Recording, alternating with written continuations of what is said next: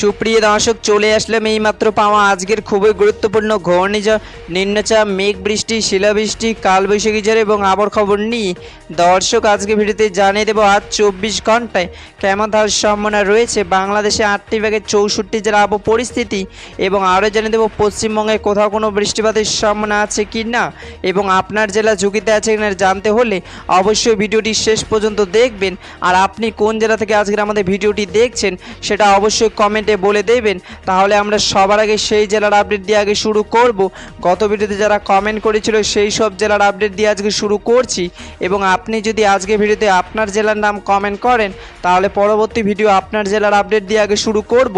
তো চলুন এবার জেনে নিই এক নজরে বঙ্গোপসাগরে একটি ভয়ঙ্কর ঘূর্ণিঝড় তৈরি হচ্ছে, যার ফলে বাংলাদেশ ও পশ্চিমবঙ্গে বেশ কিছু জায়গায় ক্ষয়ক্ষতি হতে পারে।